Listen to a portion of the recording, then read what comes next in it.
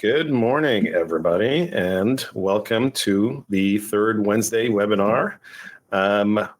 Today, we are talking to Kelsea, founder of Up&Out, brand strategist extraordinaire. Today is a great topic that is top of mind with everybody. Anybody that's been working in a business, running their own business, or has worked in the marketing department of any team, and it is the brand refresh. When do you refresh your brand, and when do you redo the whole thing? When do you do a complete rebrand? So that's the topic of the day today. We've got a few people coming in, but just as introductions, Kelsea, you want to give us a little bit of an intro of your background? And Yeah, for sure. So as Mo said, I founded Up&Out. We're a fully fractional marketing and branding agency, specifically catered to B2B startups in that growth stage. So a lot of our work focuses on bringing brands up to speed to how their products and software has evolved over the last, be it 2 years or 10 years, whatever their high growth learning period is. My background way back in the day is in graphic design, so my career has always been in branding. But I transitioned from graphic design branding specifically to include messaging and positioning, growth marketing, and everything under the sun that brand does actually encompass. And we'll get into what a brand includes a little bit later, but that's a little background for me. yes, branding is a very broad term, and a lot of people mostly think of branding as their logo, as their colors, their vibe. But branding, as we know, it is a huge term. It encompasses everything that is everything that is perceived by your audience about the organization and what it does. But from your perspective, what can we establish what a brand is so that we have a baseline for this discussion today? Yeah, 100%. And I think you're completely right. Most of the founders that I speak to think about, I need a new brand, and what they're actually talking about is the logo mark and maybe the color palette and the fonts. But in reality, your brand is so much more than that. If we were to define it, and many people have attempted to do so, but for the sake of this conversation, it's the overall impression that all of your materials, both internal and external, so that includes your internal branding to your employees and the way that you speak to customers one-on-one, how those things all come together to create an impression of your brand that affects the way that people feel about your brand. So this is, yes, logo and colors and fonts, specifically the use of all of those things, but it also extends to your photography, the way that you tell your story, your tone, your messaging, your content. And then, of course, how all of those things are applied to your public web presence, your social media, your website, your internal assets, your communications to your customers, the way that your reps speak on a call. It's all under the big brand umbrella, which is why the conversation can get so hairy when we talk about rebrands or refreshes, because tweaking some things, some people may call that a rebrand, but it truly is not. So we'll get to the distinction. But really, it is that the culmination of all of the individual pieces that create an impression. Yeah, in a sense, a brand is what people perceive you as an organization from every touch point, from how you look to how you communicate and all the way down. And as you said, it's internal as well. So when it comes to the conversation about a rebrand versus a refresh, like what should be the starting point? Where should we begin this conversation? Because generally organizations like to rethink how they fit in the marketplace every year or so, maybe every couple of years or 3. What should the conversation start off? Yeah, so constant iteration and evolution is very normal. So if I look at the challenge that most of the folks that we speak with who are thinking about this, and they may not have figured out yet whether or not they need a full rebrand or refresh, but they've fallen down and realized that things aren't working in one of 2 ways. The goal with your brand is that obviously to create this holistic impression, you want things to be consistent. You want things from the very beginning of your customer journey all the way to the end to create sort of a consistent experience. And that's very challenging for a growing brand that's also iterating all of the time, adding things to their journey, swapping things out, realizing what doesn't work, evolving what their product actually is. So fundamentally changing their company, not let alone the brand, they're fundamentally changing who they are and who they're selling to. So it becomes really challenging to keep things consistent and iterate as a growing marketing team should. So they've either taken the route of constant iteration and change, which is good, is a generally very positive thing. But all of that constant iteration results in a very disjointed experience. And typically when you take a step back, you're going to be able to clearly see distinct kind of eras of your brand. Oh, that's when so-and-so was in charge. Oh, that's when we were trying to call our product this thing and we realized that nobody understood what that meant. You'll look at all of your different decks and you'll be like, oh, this was the template from 2022. This was the template from this. Oh, this is the old how it works diagram. You'll be able to really quickly see all those differences. It's a lot easier to do this with fresh eyes, but certainly if you take a step back and you look at things sort of A to Z, you'll be able to see it internally too.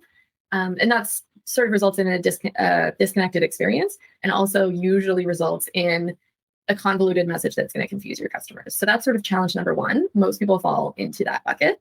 Challenge number two, which is also can be the result of just a really lean team. It can also be the result of an under-resourced, specifically marketing team, is they outsource their original branding. Maybe they went to Fiverr. Maybe they got an agency that is extremely skilled at building a brand and built something up in a vacuum and said, here you go. And then they don't do anything with it for 6 months to 6 years. And they take a step back one day and they realize, oh, that looks nice, but it actually doesn't reflect at all what we're doing. This happens to me a lot when I have intro calls with a company. I'll do my homework, do the full sort of read through of the website. And I'm like, okay, great. Their website's in a good spot. And I feel like I know exactly what they do. And I get on a call with them and I'm like, okay, so how can we actually help you? And they're like, yeah, what you read, that's not what we do. That's not what we're selling. That's not who we're selling to. It's like us circa 4 years ago. And that misunderstanding that I'm having ahead of that discovery call is exactly the same misunderstanding that all of their customers are having and are self-disqualifying when they go to their site and they're like, yeah, this isn't for me. Yes. It's a long-winded answer to your question. But I feel that pain because in a lot of senses, brands over time just morph. And that's through internal changes, through teams changing, the product changing, the market changing, perception of the industry, for instance, changing. And, your brand, while it needs to maintain an essence of who the organization is or what the core mission is, everything around it is always changing. So there is that there needs to be a sense of malleability over time. But and it can and it should change. And that's totally fine. That's definitely not an error at all. A brand should be flexible. So if we get into sort of the distinction then between, okay, this has happened, we're in one of those two buckets. I would be curious to hear if people feel like they're in either of those, because they are fairly common. So this has happened and we're like, okay, something's not working. Now we need to address it. Do we want to burn down the whole house? Do we want to do a full rebrand? Do we need a full rebrand? Or actually 9 times out of 10, what we need is a brand refresh. So the difference there when I'm talking about the rebrand versus refresh, a rebrand, or let's start with a refresh because it's easier. You're changing the clothes for the season. The season has evolved. You're upgrading your wardrobe. Maybe you got a promotion. You can't keep wearing sweats to work. You need a new wardrobe. You're changing the surface level things to make sure that you're aligning to how you need to solve a problem, how you need to show up in order to really resonate with the people that you're meeting. A rebrand is fundamentally different. You're changing the bones. This is plastic surgery, and it is often expensive and painful. And it is a very convoluted process, not one which companies should get into lightly. So there is a sort of a fundamental difference there. But to your point, when you have a refresh off of a really solid brand, that brand should have enough inherent flexibility to be super malleable, where you can use all of the same bones.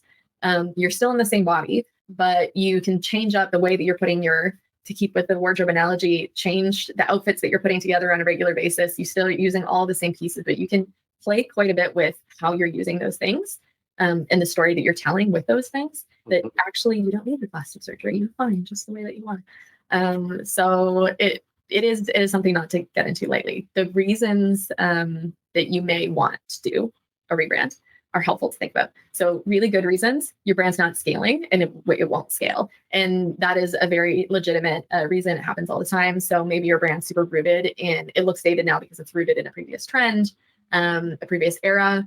This is not a whole conversation about rebranding. So I will refrain from all of the advice about how to make your brand scalable. But the quick thing that I will say is the fastest route to needing a rebrand in 3 years is rooting it in the present day in terms of trends or market. And this is maybe a hot take, but our obsession around AI right now is a temporary flux. And I strongly believe that we're, a couple weeks away, if we haven't already gotten there, to AI being fundamental table stakes and not a differentiator. So all of these companies that are hinging their entire brand around AI, that's going to be like hinging your entire brand around software as a SaaS company. It's like, great, your software, and so is literally everybody else. Now what? What's next? What else? And so, hinging your brand on anything that's super temporal like that is a really quick way to spending a lot of money in a few years on a brand new brand. So it's not scaling, it's dated, but maybe it's also fundamentally the bones that you're giving are just not sufficient. So to my point about should be able to really refresh your wardrobe using the same pieces if it's giving you enough flexibility. Some brands just inherently don't have that flexibility and they weren't necessarily put together with the long term in mind. And then maybe what you need is really just an addition. Second very good reason for needing a rebrand is acquisition. I was in a company once where I led 3 rebrands in 3 years due to acquisition. It was a very crazy time. But every time it was absolutely necessary, we needed to fundamentally change what we were to the rest of the world because we had now joined forces with an entirely different company with its own brand. That can also be very expensive, but I think that kind of trauma bonded me to the idea of a solid refresh, because if you don't need to go through this, absolutely do not. So all very, very solid reasons to do a rebrand. Really bad reasons, which we see all the time, is marketing's not performing. Okay. Not a good reason to do a rebrand. If your marketing's not performing, I guarantee you there are 5 other things that you should be looking at before you look at our brand's not working. Yeah, because it's a very disruptive endeavor. So it's not like it's a rebrand can come in a couple of weeks or anything like that. And if your marketing is not working, then doing a long exercise of 6 months plus is not going to change the needle. No, exactly. And to your point, so sometimes it is you have a much smaller company. Maybe you just came out of an accelerator and what you've been working with for the last 6 months isn't going to stick. Mm-hmm. Then you can maybe go into this a lot more lightly. You should go into the process of the rebrand with a lot of intention, but not the end of the world if you're burning the house down and the house is actually just a tent. But yeah, if you are in any way an established company, it's not something to be done lightly. So marketing not working. Okay, well, where's the friction that's falling down in your funnel? Like, look at how are you actually, generating leads? How are you actually speaking to your customers? It's probably not working in a variety of other ways other than your brand. The CEO doesn't like the brand. Really bad reason to rebrand. And I apologize if there's CEOs on this call or founders, but I'll be the first person to say your personal preferences do not matter. The market doesn't care. So the CEO not liking the brand, really, really bad reason for rebranding. Also, the CEO really liking the brand, really bad reason to not rebrand if needed. That's needed. We bump into that, and I'm sure you do as well. Like, brands are hugely emotional things. It's like people's babies. And sticking with something that is just not working and forcing your team to bend over backwards to make it work just because you really like it and it was your first thing and you want to stick with it, or you spent a lot of money on it, not valid reasons. So lots of reasons to get into it and not to get into it, but we can pivot back to if you're going to proceed with a refresh then. Yeah. Well, I mean, when it comes to the refresh, we talked about the rebrand, but when it comes to the refresh, how do we actually start to think about refreshing a brand? Yeah. Because there's one thing is, how do you identify what part of the brand is not really working? Mm-hmm. And then how to test that assumption of what it is that's not working, and then move on from there and iterate till you get something. Maybe we can talk a little bit about that. Yeah, for sure. So let's start with how do we figure out what's working and what's not? And data is the answer. But qualitative conversations can be really, really helpful here too. So executing a brand audit is your step number 1. So running through the entire customer journey. We talked earlier about how your brand is truly the entire thing.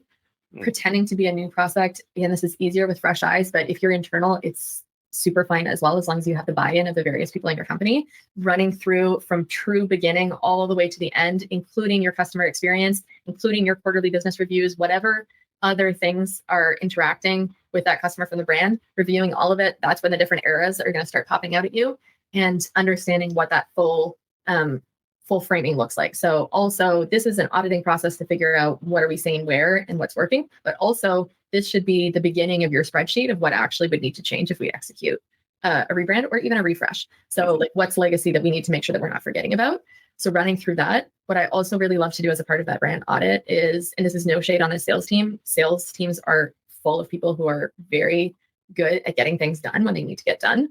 And they're also, as much as we hate to admit it as marketers, they're closer to the customer than we'll ever be. Absolutely. So speaking to your sales team, and what I really love to do is a materials hand-in. So no judgment way for your sales team, your CS team, whatever it may be, to pass you the things that they've secretly built or modified over the last 2 years, which you know that they have, Yes. and taking from that, no judgment, no hating on them for messing up the brand. They built something that they believe is meeting their needs more than whatever it is canned thing that you gave them. This is like a super cathartic process for teams to do collaboratively with their marketing team to rebuild that trust. A breakdown of trust between CX and sales and marketing when marketing is operating in a blinders on bubble is also a super important step. We can have a whole other call about that. But yeah, doing that hand in and figuring out, okay, if I gave them a 20 slide sales deck and they've been consistently presenting 4 slides, why those 4 slides? Walk me through your pitch. Why are these the things that matters? Why are all of those things about the beautiful story that we're telling got stripped out? Maybe it's because nobody cares about the story. This is interesting because there needs to be a continuous loop between branding, marketing, and sales, and that constant conversation is what keeps the alignment strong. Because at some point, one of the three is going to deviate because, as you said, something's working or not working for them, and if you're holding on to very strict guidelines that aren't flexible, this is where you deviate from the brand in general, and you have a disconnect. 100%. Yeah. So the key is now that you have these conversations and you brought all of this stuff out, what's the next step? How do you go down to the core of it and test that out? Is it still with the sales team, or do you change parts of your website, or play around with certain social pieces or something like that? Like what's the easiest piece to swap out? Yeah. So what you're after is data, right? We've looked at all of this stuff. It may be very obvious what's working. And actually, if you listen really closely to your sales team, it will be obvious what's working. They know what's resonating. They know what makes your prospects' eyes pop open and what makes them glaze over. But how you're refining that message still does need to be tested. How much it needs to be tested depends on which of those original 2 buckets your company lands in. You may be in the bucket where you've been iterating testing for a long time, and you actually have a ton of data. And so digging back into that data, what are the most visited pages on your website? Where are people actually gravitating towards? What are the blogs that people are reading? What are the blogs that people are absolutely not reading? What are your sort of glamour pages on a website that are getting 0 love because nobody cares?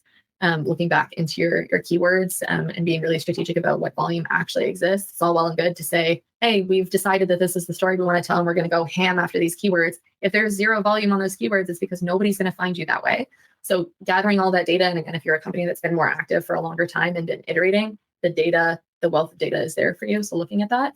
If you're in the other bucket, if you've had a static brand for a long time, something needs to change, and you're now theorizing on the direction that you want to go in and you need data, there's some really amazing tools. One, and there's tons of tools like this, but one example that I like to give is WUNDER.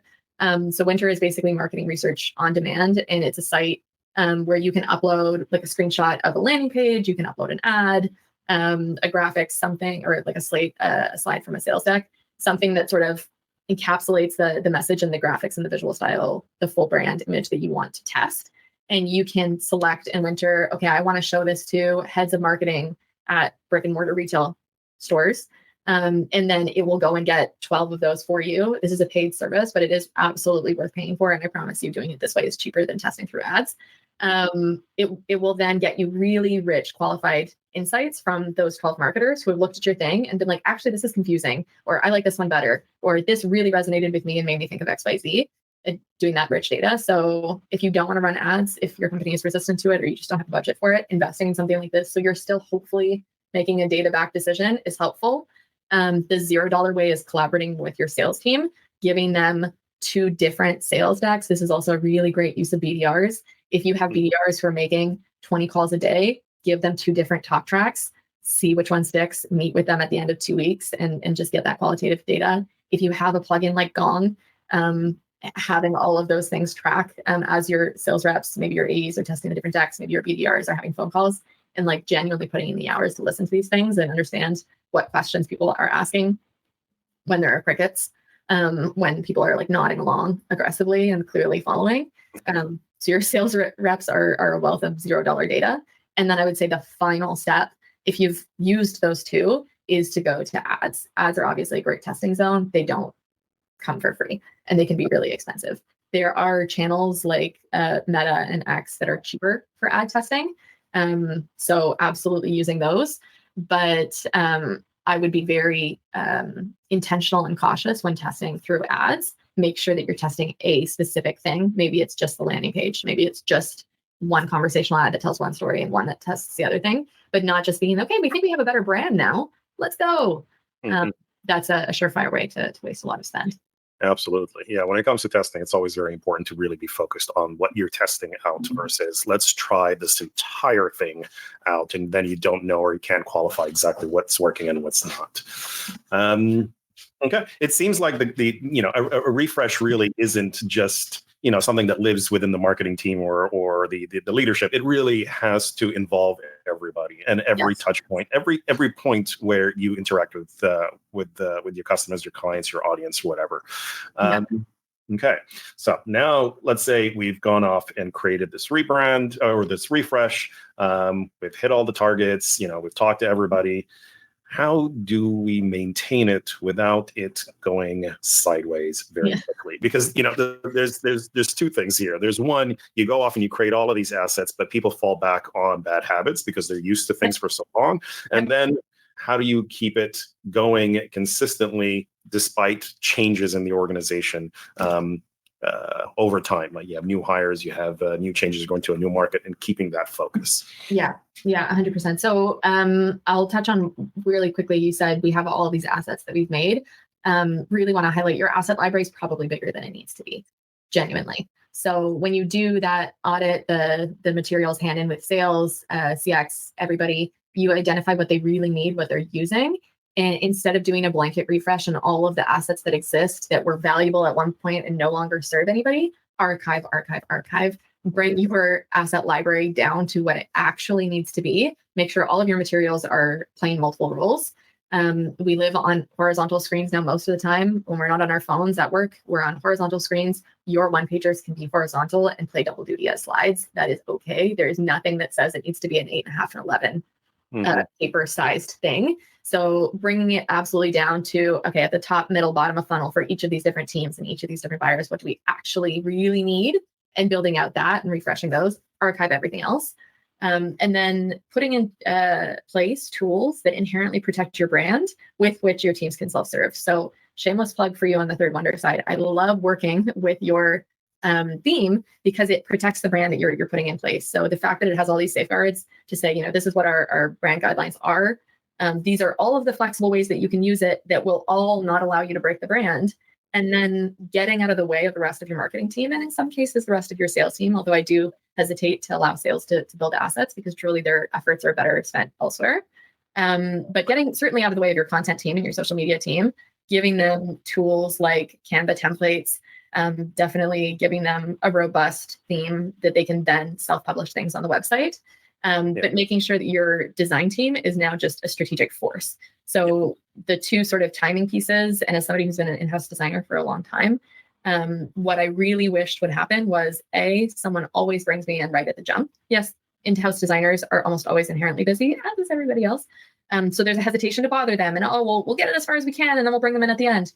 It's really hard to unengineer something that's been worked on, and when all this emotion and feedback loops and effort is built into this thing and you don't want your designer to then rip it back down, bring them in at the jump and they're going to have insights and recommendations on how this can be done strategically with the brand and the design in mind, and then let them go away.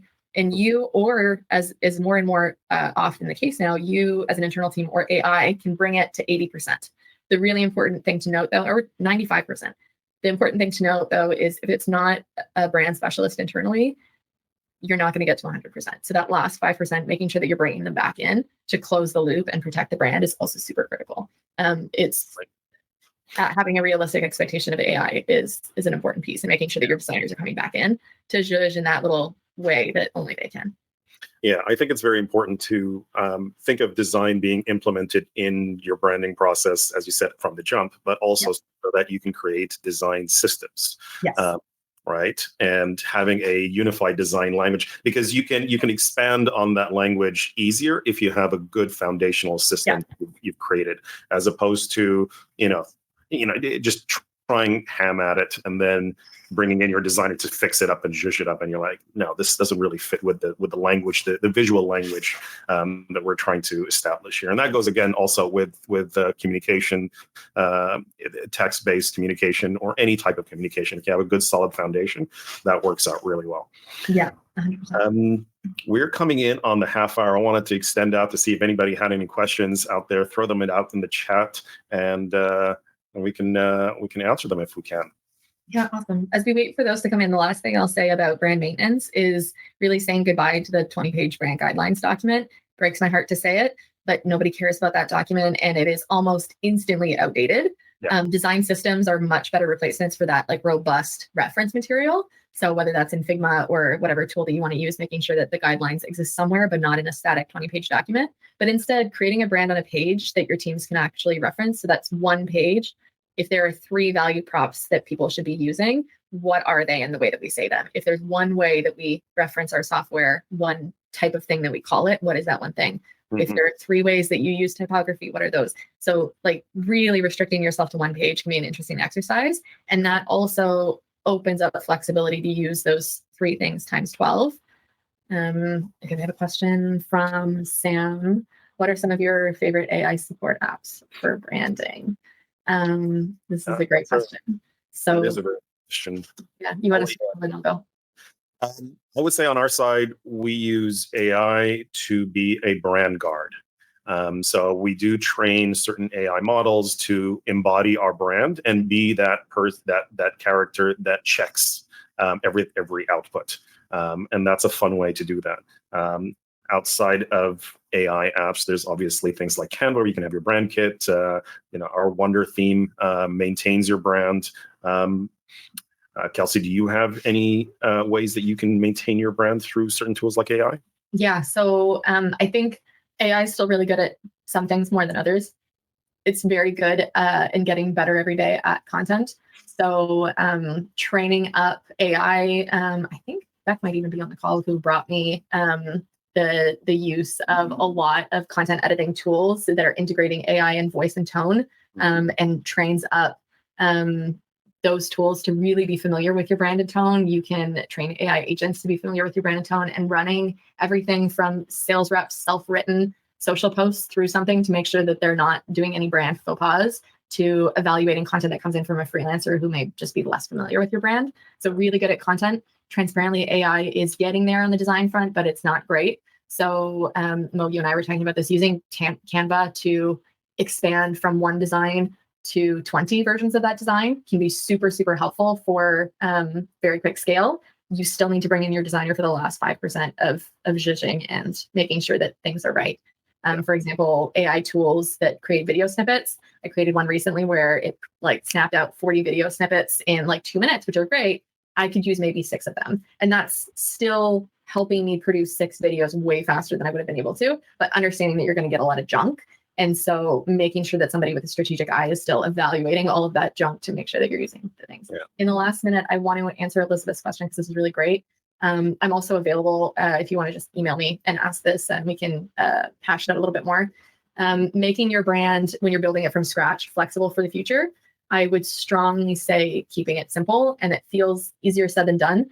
But if you're building from scratch, you might be building a brand mark, a logo as well. And one of the quickest ways that those will go out of style or no longer match your brand is when you get too detailed about it. Starting with the basics of just logo type, so just the word typed out with some very simple symbol, and resisting the urge to put all of the illustrated things of what you do into that logo mark. So just keeping it really, really simple. There's a reason that the CN logo hasn't changed in 65 years, is it's never going to go out of style. It's incredibly simple. It's just a line. So making sure that is inherent in the bones that you want to keep forever, but also building in flexibility with your systems, understanding what areas you may need to be flexible for in the future. Are you in a space that is going to be existing fully online? In that case, your brand is a lot more open to vibrant colors that don't reproduce well in print. If you're going to be attending a lot of events, operating a lot in person, printing a lot of things, you really need to be thinking from the jump about how the colors that you're choosing, the fonts that you're choosing, the way that you're, specifically the logo as well, if you're starting from scratch, how those things are reflected in the real world, are printed and reproduced in the real world. and hesitating to commit to something, that when you have a single landing page to try and get, early signups in, and then realizing the first time you have to make a booth that like your, bright cyan landing page does not translate to print is a really good thing to watch out for. Hopefully that answers your question. Absolutely. We're running a little over time. Just wanted to say, if you do want to connect with Kelsea, you can find her on LinkedIn right there. And her website is weareupandout.com. And that's the LinkedIn company page right there. So if you want to reach out, discuss branding, refreshes, or rebrands, she is more than available, of course. In saying that, thank you so much, Kelsea, for your time. This was really insightful. I'm hoping everybody enjoyed that as much as I did. Lots of conversations. We have these conversations back and forth between us anyway, industry veterans here. But yeah, thank you so much. And everybody, thank you for attending, and we'll see you in the next one. Third Wednesday webinar, every third Wednesday of the month. Awesome. I will be there. Thank you, Mo, for having me. It was great. Thank you, guys.